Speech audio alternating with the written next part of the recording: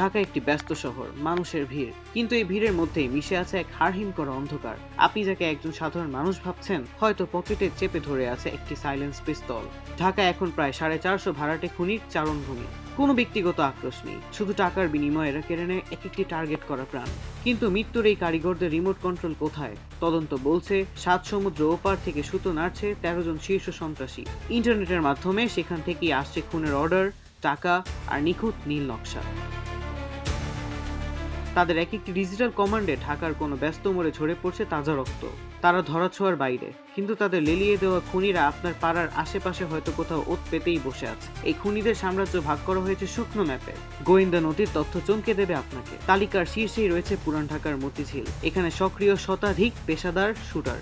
এরপরেই আছে ওয়ারি, যেখানে 73 জন জমদূত সার্বক্ষণিক প্রস্তুত। তেজগাঁও আর মিরপুর এলাকাও পিছিয়ে নেই, সেখানে 121 জন কিলার ট্রিগারের আঙ্গুল রেখে অপেক্ষায় আছে একটি ইশারার।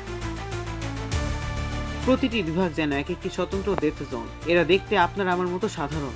ডিএমপির বিশেষ তালিকায় এদের নামধাম থাকলেও এদের পুরোপুরি নির্মূল করা আজ অসম্ভব, কারণ শেকড় রয়েছে সেই প্রবাসে। প্রশাসন চেষ্টা করছে, কিন্তু অন্ধকারের জাল বিছানো অনেক গভীর। রাজধানীর প্রতিটি মোড়ে এখন এক অদৃশ্য যুদ্ধ। একদিকে শান্তিকামী মানুষ, অন্যদিকে 450 অদৃশ্য টার্গেট কিলার। সাহিল আহমেদ, দৈনিক আওয়ার বাংলাদেশ।